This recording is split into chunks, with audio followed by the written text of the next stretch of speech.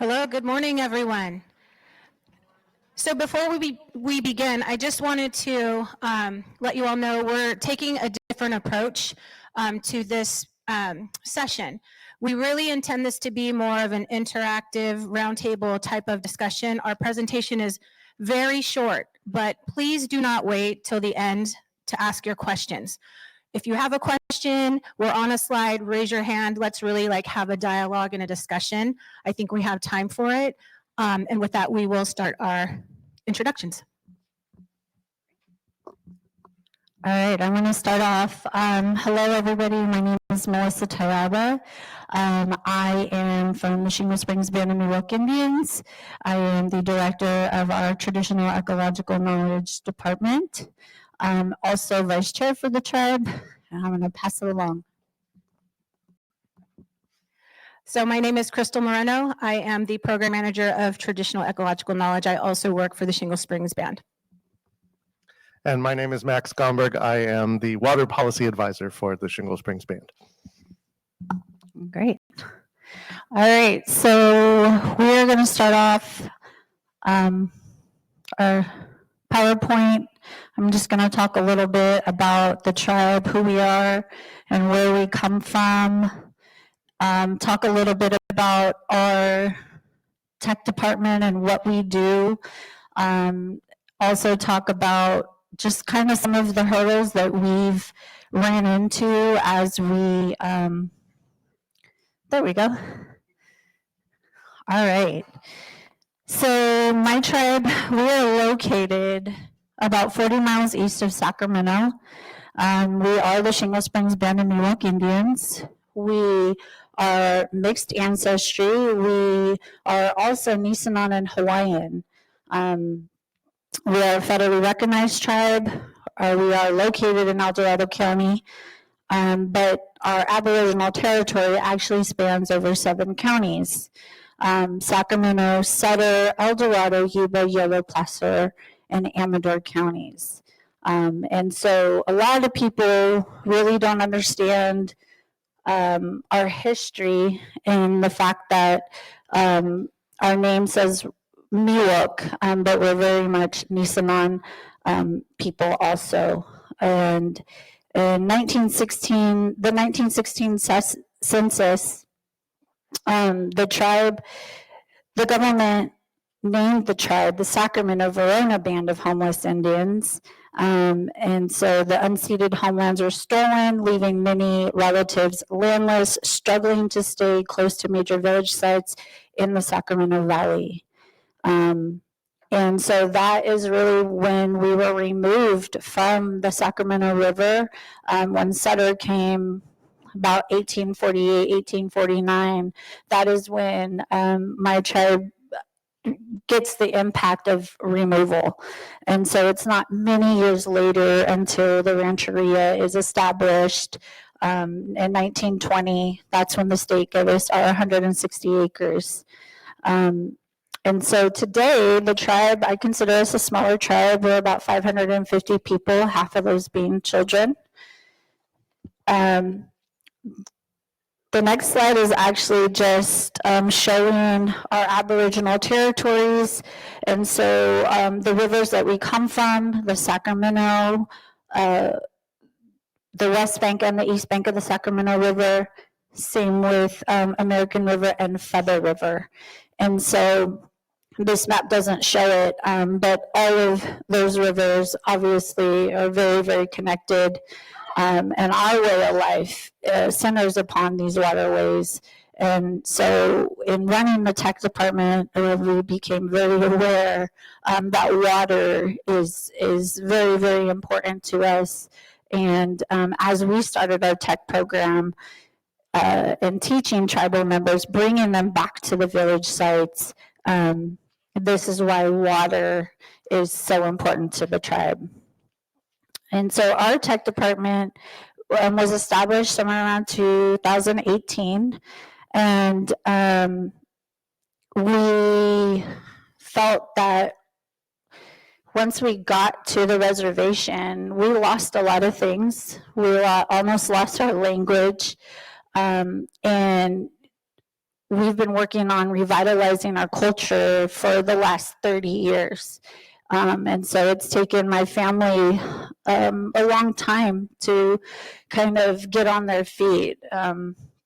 I think that's a good way to kind of explain it. And so through our tech department, we've been able to provide cultural workshops, educational materials. We've been taking them back to the village sites and reconnecting them to the waterways. And one of the most exciting things that has happened for us is we were actually able to purchase one of our original village sites. It's called Verona. We know it as the village of Miwok, and it sits at the confluence of the Feather and the Sacramento River. And so I mention that because now the tribe is back at the river, and it has been wonderful. We were able to do ceremony there, which hadn't been done in like 100 years. And so Tech's main responsibility is teaching our tribal community about culture, history, ecology, and our lifeways. And water protection has become another priority, as our ability to teach and practice culture is directly tied to healthy water, fish, plants, and animals. And so just to give you some background, when I started working for the tribe, I actually worked in social services, and tech was really a brand new thing for me back in 2017. And so when we started teaching our culture to the younger generations, I just didn't realize that tech would actually really just be water protection. So we have taken that very seriously, and as we and our mantra has become culture is ecology and ecology is culture. And I'll probably hand it off because I have to share this with 2 other people. So I'm going to go ahead and hand it off to Krystal. Here you go. So she's the boss, right? She's technically my boss, and so she can talk for as long as she wants. But like I said, we really want this to be a quick presentation, interactive session. And so, you know, as the vice chair was talking about how we came to develop the TEK department, it was really her passion for really understanding the tribe's needs, the community needs to have culture revitalized, and those teaching aspects that are so necessary to, you know, sustain it and keep it thriving. And so, you know, I was very fortunate to come and work for the vice chair, and part of my job was really trying to figure out how to build relationships with state agencies, federal agencies, different entities that, you know, were doing things that impacted the tribe in a way that, you know, either was good or maybe not so good for those cultural revitalization efforts. And so TEK really came to be a phrase that we utilized as we tried to kind of code switch between worlds, right? Because to us, TEK is a way of life. It's just how we have lived within our natural world from the beginning of time. But then when the state and federal agencies started kind of grasping onto this TEK term, we thought, all right, let's use it. We know what it is, but let's use it so that maybe people will start to listen. And I don't know how many of you in the room have struggled with just getting people to close their mouths and listen, right? Because you can't hear if you're talking, right? And so that's kind of how we started really utilizing TEK. Some tribes like it, some tribes don't. You know, and we talk about TEK, we talk about the difficulty of really defining it because each tribe defines it for itself, right? It is place-based. It's that relationship to the space you're in. It's not just a one-size-fits-all. So, you know, there is this importance of speaking to agencies in their own language. And so we've come to learn how to do that while also really letting them know that we are the ones that define it. This isn't something that you can take from us. This isn't something that you say, hey, we want a TEK policy, but we're not going to talk to Indigenous people about it. That's wrong. You don't do TEK. We do TEK. It is our knowledge, right? It's our Indigenous knowledge, no matter what you call it. I have a colleague, he might be in this room. He's the one that brought it to my attention years ago. He's like, you know what? I'm really not with that TEK term, but I get it. He's like, and when you're talking about it, make sure they understand that it is also our laws. And that really like resonated with me, because what's missing is that understanding that Indigenous knowledge belongs to us. It should not be taken, it should not be exploited, it should not be packaged, it should not be, again, just, taken from us, extracted. But I'll get to that later. Well, I guess I'm already there because it's my last bullet point. One of the things you'll notice about me, I very rarely follow my slides. Okay, so I'm going to say this again. Okay, TEK is our way of knowing, right? It's our way of life. Indigenous knowledge should not be packaged, stolen, commodified, extracted, or exploited. Exclamation mark.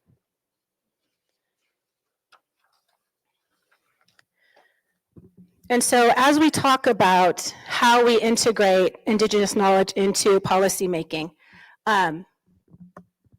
sorry, I'm getting a signal back there. Can you hear me? Better? Okay, thanks. And this whole time I thought you were like giving me a thumbs up back there, but he's telling me how to use the microphone. As we're talking with state agencies and we're talking about integrating TEK into California water governance specifically, some of the things that we have to like really get clear to people are the do's and don'ts, right? Don't develop the TEK policy without talking with tribes, right? You need our input on that. So some of the correct ways of protecting and applying Indigenous knowledge from, again, Shingle Springs perspective, because again, this is unique to each tribe. It needs to be protected, respected by any agency, by any entity that plans to incorporate, right? If that's really what you want to do, you really want to, value our perspectives and our ways of knowing, then it starts with working with tribes. Each tribe controls what we share, how it is shared, and with whom. Confidentiality must be maintained at all times. And again, each tribe controls what is shared publicly. And I don't care, agencies, like if you don't have a policy on the books, this is really just about respecting the tribe and the interaction and the relationship. If a tribe says this is not to be shared, please don't share it. And again, sharing is not permission to use our knowledge or practices. Permission is explicitly granted by each tribe. If and when Indigenous knowledge is applied, it should only be applied with tribal permission and participation. Again, that's that extraction piece, right? How many times have we shared something and, someone takes it and they go and they over-harvest, or they go and apply something and they call it, and I'm just using this as an example because it's recently come up, cultural fire practitioners. You can't do cultural fire, practices without Indigenous people. And again, you cannot truly and effectively apply TEK without Indigenous people. Okay, so this is the fun part, you guys. First, any questions yet? Any comments? Okay. All right. So this is the difficult part, getting a seat at the water governance table. I don't know, we struggle with that. Do you guys struggle with it? Any tribes in the room have a hard time with that? We certainly do. And so, it really starts with, unfortunately, most times something like an executive order, right? Things that we can point to, things that we can say, hey, look, President Biden put out this guidance on the incorporation of Indigenous knowledge. Or, hey, so-and-so just created a TEK policy. Or, hey, we've created our own, take a look at it, right? So when we're talking about getting a seat at the water governance table, and we're trying to work with these agencies and share our knowledge and share our experiences. A lot of times, you can, be hit back, but you just got to keep going at them because it's so important that we're there. So here are the different pathways that we have tried. And again, these are very specific to water governance, but maybe not so much, right? Maybe it is around, land stewardship and co-management and all of these things. But these are our attempts, okay? So when we started really getting to work in water issues, which was about 4 years ago, we started with the Department of Water Resources. And, there's this project, which Max will probably mention later, that is called the Delta Conveyance Project, which basically is a diversion project which would take water from our Delta ecosystem, which is already in crisis. So we started engaging there because we were very concerned about the impacts to the cultural landscape within the Delta. Through that, we were easily and very quickly jaded because we saw that they weren't listening to us. We gave our tribal input, nothing was changed, they continued with their plan, and in fact, that project is still moving forward. So we started meeting with elected and appointed officials, and this even extends onto some of the rest of our water work that we were doing, which now includes things like the Bay Delta Plan update, which Max will talk about later, legislation that we started to run specific to tribal beneficial uses, right? So basically, we got frustrated with the state water board process, with the regional water board process, and we said, what can we do to help expedite TBUs and the protection of the ways that tribes use the water? So we ran a bill, and Max will talk about that. So Max gets to talk about all the fun policy stuff. But so we went to the legislature, and what we found was that they really didn't know a lot about our issues. And so that education piece was really key, because as we started saying, look at all these things that tribes are trying to get to the table at, it really, I think, shocked them at first, but then concerned them. And so if you can move your elected official to a place of concern, that's a good thing, because not enough of them understand what our struggles are, what's happening to our communities. So it's a good place to start, even if you're not running legislation. Oh, wait, you can back up a little. Sorry, see, I told you I don't follow my slides. So, again, engaging with advisory councils, we were trying to figure out which tables do we need to be at, which ones are worth our time. And so, advisory councils, advocating within regulatory processes. So we talked about the Bay Delta Plan, we talked about the DCP. These are all different agencies that have jurisdiction over things that impact tribes. Requesting formal consultation or even informal consultation. So sometimes we're not ready to enter into formal consultation. Sometimes we're strategizing and we need to go more informal route for our own reasons, right? Sometimes we understand that other tribes don't have the capacity to engage. So what do? We request a tribal-only session that will maybe help other tribes understand the issues that we're facing. So, for example, with the State Water Board, we have, on many occasions requested tribal-only specific, information-only sessions so that we can get tribes up to speed on what's happening. Legislation, Max will talk about. And then the last one, forming a coalition and filing a civil rights complaint with the US EPA. Now that's been a really, really fun experience. But it is a place that we were pushed to because of the lack of Indigenous knowledge, TEK, being a part of a government structure.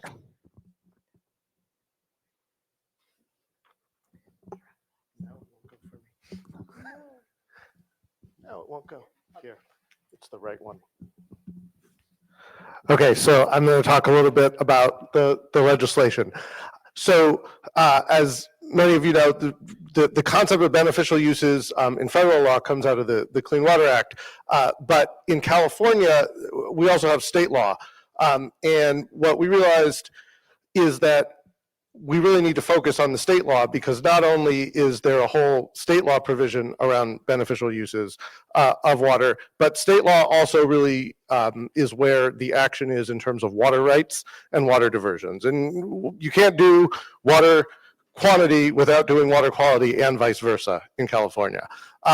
And so we looked and we saw, a lot of the beneficial uses that are codified in law, they were done way back in the sort of environmental era of the late 60s, 70s, and they're there in law, and so that means they have to be upheld.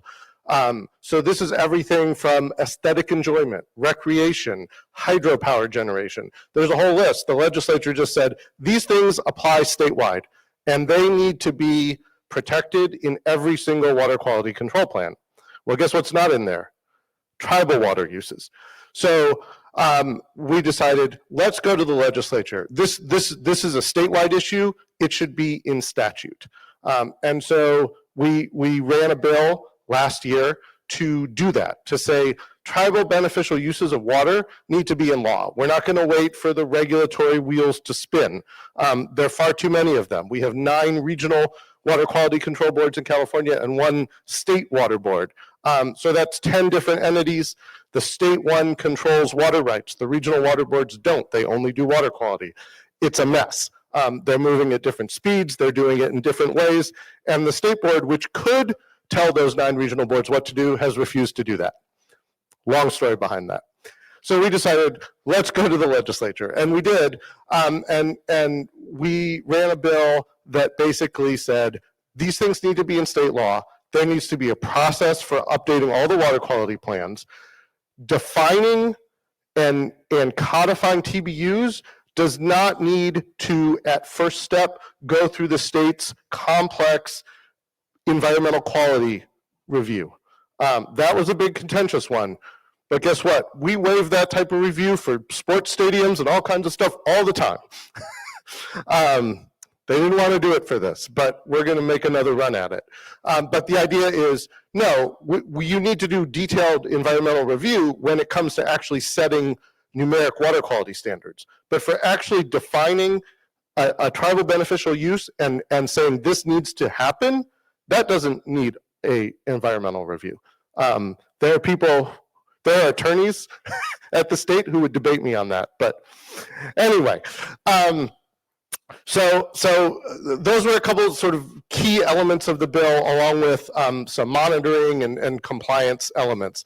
And there were a lot of people, there were other tribes, there were a lot of environmental organizations, and others who said, yeah, we're going to line up and support this bill. And we got it through 2 committees with 0 no votes. And with a lot of support, including even one of our state's Republicans. So this was really good progress. It showed that there is appetite for doing it through legislation, that there's this discussion that needs to be had to move it forward. Unfortunately, the state has a budget deficit, and our bill fell to the same culling that happened to a lot of other bills this past legislative session. But part of the reason that happened is that the state water board said, oh, it's going to cost us a lot of money. It's going to cost us $10 million a year to implement this bill. $10 million to do what you're supposed to do already in your water quality control plans. Yeah. I call BS. Anyway, that happened. So we're going to come back with some updated information for our legislative reps next year on why $10 million is an absurd number, given the existing responsibilities. But that's where we got it to this past year. And we're going to bring it back. We were told just a couple days ago that it was like a Christmas tree with too many ornaments on it. I kid you not. So we're going to ignore that. Keep pushing, because this is really what it comes down to in terms of, if we're going to protect tribal water uses, it has to be real. It's not a guidance document. It's not a 10-year plus process. It needs to have teeth. And so that's the goal. The complexity in California is that 10 years ago, after discussions between the state and some tribes, there were 2 definitions that were developed: tribal cultural uses, tribal subsistence uses. And some of our regional boards have now decided to put those on separate tracks and say, well, if it's a cultural use, we can move that. Subsistence, that's harder because, you get into how many fish and how much mercury. Our view our view is that, look, those are all tribal beneficial uses of water.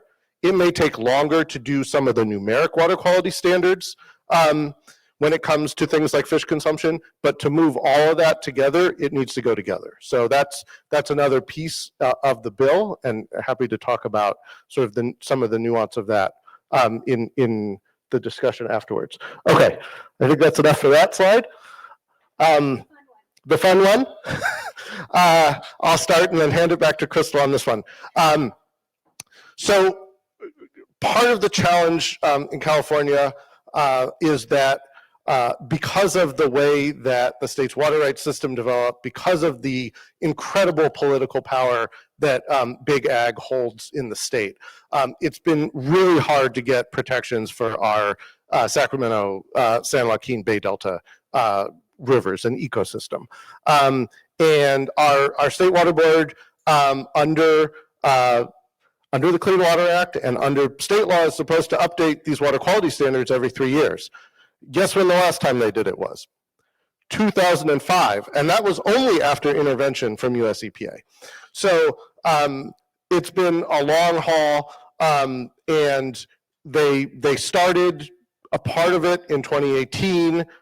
They're doing the next part, but they still haven't included TBUs. We'll see if they do in a document that's coming out tomorrow, supposedly. But we decided, look, this isn't moving.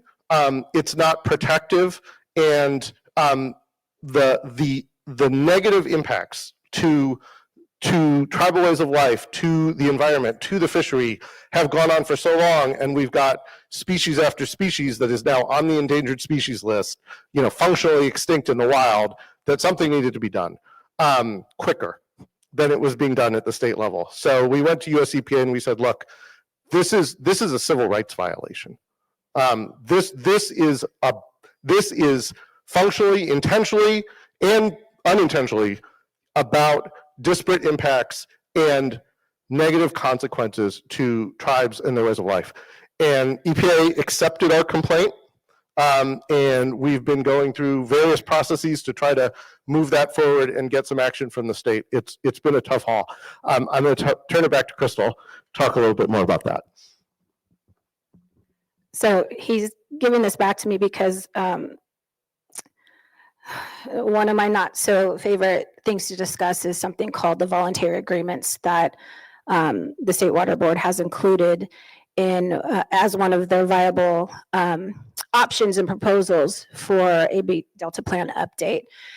The problem with the VAs is it foundationally is in conflict with any type of policy around the inclusion of Indigenous knowledge in creating policy and moving forward in projects, especially around co-management, co-stewardship, all of these things, right? So the voluntary agreements really started as a backdoor deal with the governor, certain state agencies, and certain water contractors. From our perspective, our opinion is that tribes and communities of color were intentionally excluded, which to me screams discrimination, right? So now this proposal is moving forward in the form of a Bay Delta Plan update that potentially will come to fruition should the Water Board vote to make it real. So the reason I mention voluntary agreements is, again, that is a perfect example of how to disrespect tribes, how to create optics. And what I mean by that is when we started making noise about having been left out of these deals, right? And so I'll give you an example. The voluntary agreements as they stand would potentially mean less in-stream flow in our river systems. And this is already an ecosystem that is in crisis. Our salmon populations are dwindling and are endangered. And you want to put less water in our rivers? Doesn't make sense, right? I mean, I'm not a Western scientist, but I do have common sense. And to me, you don't solve a problem by applying more of what caused the problem in the first place as a solution, right? So again, tribes are left out of those negotiations. There's a contract that basically makes the VAs real. We were not signatories to that, nor were we invited. But when it became part of a Bay Delta Plan proposal, as part of their update, there was a box put up on a presentation that said tribes. And this was prior to anybody talking to us about it. So, you know, we have to be really careful when we're talking about true integration of Indigenous knowledge into California water governance decisions, to know the difference between creating optics and creating action. So I'll just leave it there. All right. So I think we're pretty much at the end here. Our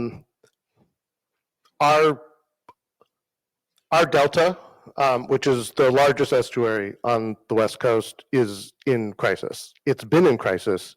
It's getting worse. And that's climate change. It's also the deeply biased, unfair set of rules about who gets to take water out of the delta for what purposes, and the rivers. And of course, I don't have to tell anyone in this room, how did some of those rights come to be acquired in the first place? By dispossession of Native peoples from their lands. So it's a big uphill battle. It's a big political fight in California on this stuff. And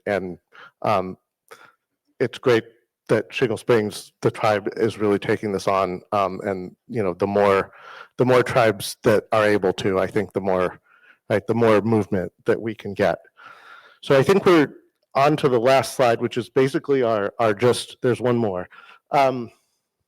Just sort of to open it up. We've covered a lot, but like Krystal said, we really want to make this an interactive session, and not just spend 45 minutes talking at you. So we're going to leave it there and see what people have to say.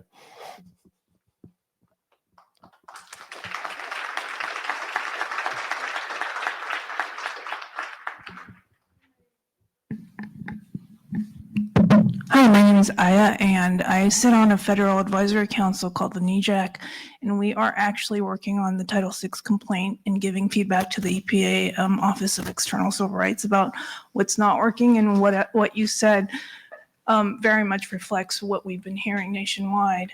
And so I want to follow up and actually get more feedback and take it back to the EPA. Should I, Krystal, are you the right person to contact? Sure, and specific, I mean, yeah.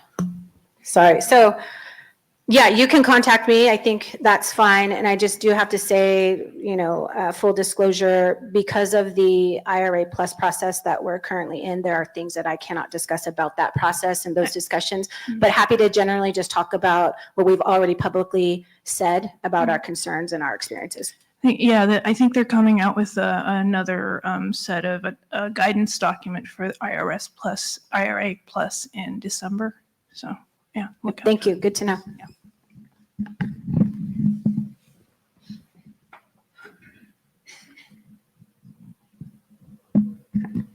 Thank you so much for your presentation. It's very informative, and I'm really glad that you guys are taking legislative action. Because, yeah, a lot of the things that are going on that people aren't aware of are the voluntary agreements is the fox guarding the hen house, 100%. The continued overpumping of the aquifers by big ag because they do not pay a single dime for that water. They get as much water as they want for free. And the state of California says, oh, but we're metering it. I'm like, no, you're not. There's no enforcement. There's no nothing. They can take as much water because they call it consumptive use for big ag. And then a lot of people don't know this, but a lot of that water is actually exported out of the country because those big agricultural producers, they do nothing but take the water, they steal our water, and they transport everything out of the country that is grown, which is another criminal act by the State Water Board. And there's, in their, if you read the white paper, I'm sure you have read the State Water Board's white paper about the state groundwater agencies that are now supposed to govern how much groundwater is going to whichever entity. There is nothing in that white paper that states that tribes and small rural communities will be protected. There is no guarantee for any of those smaller communities to get water, period. So, and then another thing is that you're federally recognized, right? So federally recognized tribes can implement rights of nature and make it federal statute in your, and I'm trying to get more tribes interested in this because once it's a federal tribal law, states cannot touch it because it has to go automatically to federal court. And there is no federal court that is going to say the tribes cannot pass their own laws. Thank you for that.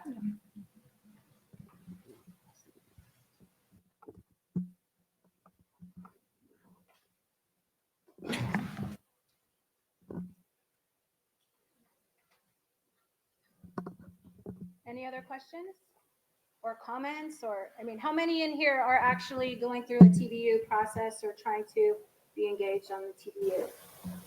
Yeah, I mean, I'd be interested to even hear what some of those challenges have been. I know, you know, from our experience, what ours have been.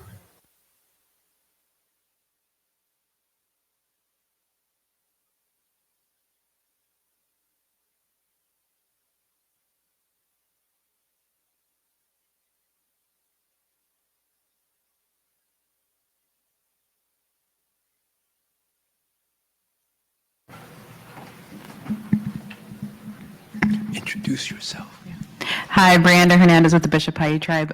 Thank you for the information. It seems like there's so much, you know, like sometimes you feel like it's a lot and it gets overwhelming. But the work you guys are doing is going to be great, and hopefully all that passes and it's like a huge win for Indian country. We started with the TBU process, and it's one of those things where it's like finding the time to be able to like now put something else on your plate, correct? So it's just kind of like one of those things like, where do we even start? There's so much information that's getting passed down. And so we're kind of in the process of like, what are these water bodies that need to be protected? And one of the biggest challenges that I've noticed is, you know, getting everyone to come together and like actually designate those spaces, and also like, you know, like the culturally significant water bodies in the Owens Valley, it's pretty much all of it, right? And so it's like the Paiute people and the Shoshone people in the area, like that land, they would go from like spring to spring, and, you know, collect from all these places.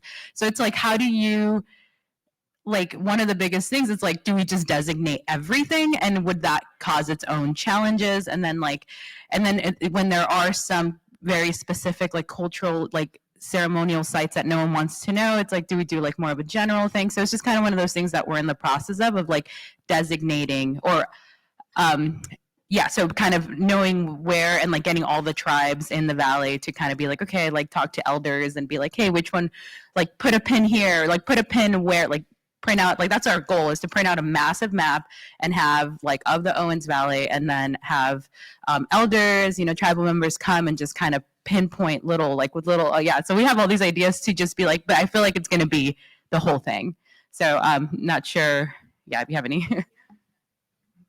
Thank you. Thank you for sharing that, because I think it's also good. Could you use the microphone for the online virtual people, or it's not working? It's not oh, here it goes. Okay. One of the things that, you know, these discussions are so valuable for is understanding what other people are going through in their regions, because, you know, we've got through similar challenges. When we started our discussions at our regional board, and, you know, you're talking about an all water bodies approach, we said, this is our approach. This is the map we're going to give you. And the response was, we can't do it that way.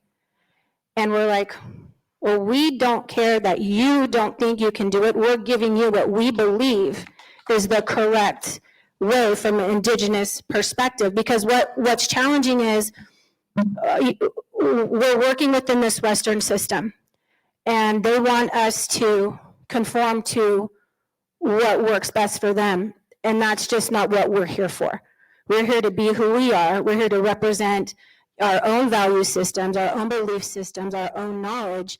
So we're going to give that to you, and you need to figure out how you're going to shift to respect and encompass who we are as Indigenous people, right, and our community's needs.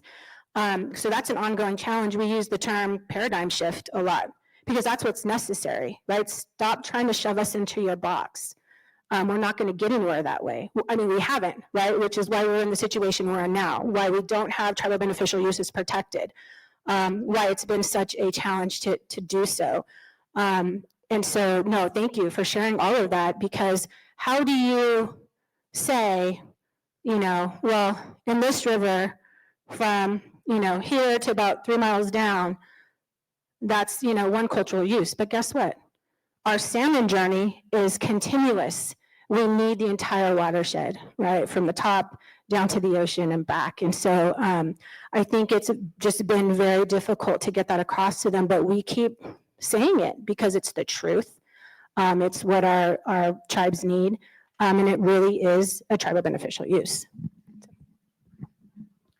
Yeah, and I just wanted to say thank you for that comment, because a lot of our work that we feel is very important is working with other tribes. When we started doing our water work, one of the first things that we did was establish a coalition with Delta tribes. And that was really a mechanism for us to get in a room, communicate, share issues, and let's be together. I mean, we're stronger when there's more of us together. And so it's so important, but yet one of the biggest challenges. And, you know, when we first started water, you know, I was telling Krystal, like, we need to start at the top of the state and work all the way down. And that's a huge task. But what we've done is work with the tribes in our region. In fact, we actually just had a summit, and the first 2 days was all about just tribes in a room having a conversation. And then the third day we invited the state. But it gave us 2 days to kind of just talk to each other, which I think is their greatest advantage. You know, that's what they have on us, is that we're so divided by all of their lines. And so that to me is one of the most important pieces, is that tribes talk to each other. You have to talk to each other. You have to ask questions, because we're much stronger when we're all together. Catherine Buchanan, Environmental Natural Resources Director from Bear River Band. Sorry, I didn't introduce myself earlier, but it is extremely important, your point about the boundaries that have been created, because water knows no boundaries. Water doesn't stop at the boundary. Water is continuous, and that is why it is necessary to have the all waters approach. I mean, it's so insulting for the state of California to not have that same approach, but they do it with every other industry, every other community. They do the same thing. So it is discrimination, 100%. And a tribal beneficial use basically is life. It is life. And by denying the beneficial uses, they're denying tribal communities and small rural communities their right to life. That's what it is.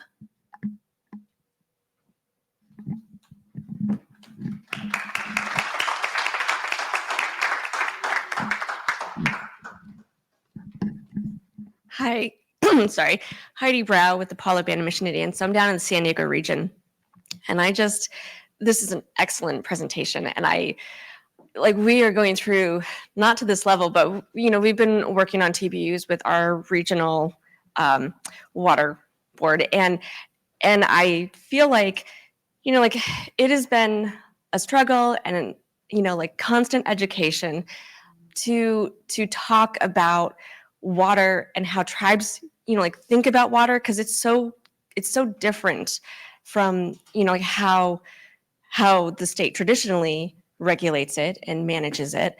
And we're constantly trying to, you know, like to explain tribes are not stakeholders. They're tribal, you know, like they're sovereign. And that, you know, so we shouldn't have to follow every, you know, like single thing that you normally would do with other stakeholders, because we're not stakeholders. And our region, we are doing the all waters approach. And the regional staff, I think, is getting there and is on board. Their attorneys, I don't think there's definitely going to be some conflict. And we've had, numerous conversations. We have a monthly work group meeting with our regional staff. We also have a monthly regional meeting with just our tribes. But it's a constant education about, like the tribes in our region used all of these waters for time immemorial. And so we can and should claim all of them. And if that is difficult to do, then it's difficult to do. And you're exactly right that it's like, that is, like we are happy to work with you to figure out how to do that, but that is what we want to do. And they're also trying to push us to do coal and T-sub separately, but we are wanting to do them together, even though it will, probably take much longer. But the other thing too is, sometimes what we're told of like, this is the step, this is the process that you have to do is not necessarily accurate. And that's why it's really important to talk with tribes from, throughout the state so that we don't do something that's going to, inhibit tribes in another region, because maybe that's not a super issue for us, but it is for you, so we should be working together so that we can all move this forward. So I just thank you so much for your work. And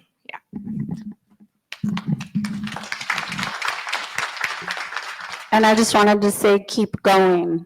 It gets very exhausting going to all of these agencies, just repeating yourself and repeating yourself. So keep it up. Hello. Okay. One of the things that you all have done recently that I've found really impressive is the way, and I really appreciate you saying the salmon don't know boundaries, because obviously that's true, but the way that Delta water is managed and watersheds are managed are so segmented that, the salmon can go through many different ecosystems within 20 miles because of how the water is moved.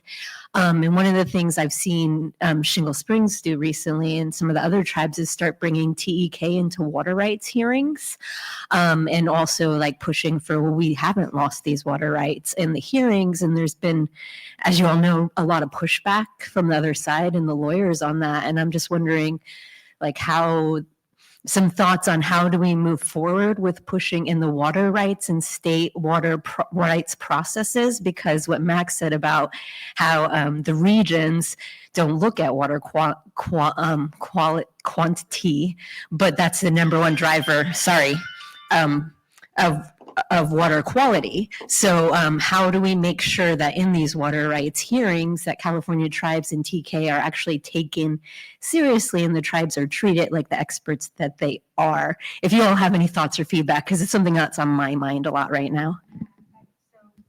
So I'll take a very just general approach to that, because it is a loaded question, right? I mean, and I would even say, start with whatever forum you're in, right? I mean, we were in, I think it was Geneva Thompson's session about co-stewardship and, land back and policies there. And, one of the comments I made was, land back is awesome, but we need the water back too, right? So give us the land, but the water is essential to that land, and they're difficult to separate and should not even be separated, right? And so when we talk about water rights and we talk about incorporation of TEK, I mean, it's really fundamentally just, you can't have land that thrives without water. So keep those two together. Let's figure out how we can get land back that has water rights attached to it that the state recognizes, right? Because we know as Indigenous people, we have water rights. State just doesn't recognize them, right? Inherently, those are our rights. So I would say start in any room you're in with whatever conversation, because we just have to keep saying these things and then figure out how we collectively move toward policy change. And I don't know how that reform starts, but it's got to start somewhere. I've been saying, let's start it with TBUs. At least give us TBUs to begin with, right? But I know Max has a much more articulate and more intelligent response. I just want to add, the way that the water rights system is administered and the way that the board does these hearings, it's like a court. Right? So you literally have to be able to put on witnesses and evidence, and that costs a lot of money. So until there's a way to level the playing field and allow for tribes and other nonprofit organizations to have a level playing field in those proceedings against very deep-pocketed, private organizations, it's really tough. So that's another key policy goal, I think, that needs to be worked on. I'm Eli Ricky from Quartz Valley. And you've kind of already answered my question, but I was wondering if you guys had any more insight on our specific situation. There's a lot of open range in the forest around our area, and we have a lot of we've documented how it's degrading the waterways and all that for years, but the ranchers keep getting waivers from the Forest Service, allowing them to continue open range. And is that something, like you were saying earlier, like we could take to the state, or what are some avenues that we could go through to like tackle that? Yeah, so, and this is where the land and the water connect, right? So you're talking about permits that are being issued by the Forest Service. And so there's a whole avenue to pursue there on the federal side. Forest Service is ultimately part of the Department of Interior, right? And trying to get in there is a good place to go. And then, of course, to the extent that they're even willing to hear you out, right? Your federal reps in Congress, right, are supposed to be able to advocate with the federal agencies on stuff like this. On the state side, it gets tricky, right? Because you're talking about federal permits, but when it comes to the water side of things, the state does have authority to manage the waters within the state, and to essentially tell federal agencies what they can and cannot do vis-a-vis water management, not grazing. So it gets a little messy, but I think there are avenues on both pathways there. And so again, I think this is one of those good examples where not just going to the executive branch agencies, right, but actually going to the elected officials in Congress and then in the state legislature can potentially get some movement. Well, we're at the end of our session, so please give a round of applause to our speakers. So, we're actually at lunch. If folks have other questions, by all means, engage our presentation team.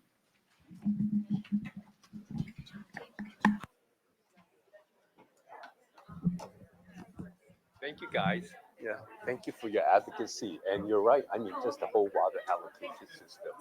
Yeah, it's just because it's historical doesn't mean it can be changed. Yeah. But it's kind of medieval, right? Yeah. So, but you're right. It's legalistic. That paradigm doesn't work. So that's how we get around. Well, good luck. Yeah. Okay. I'm Willard. Yeah, you're next. Okay.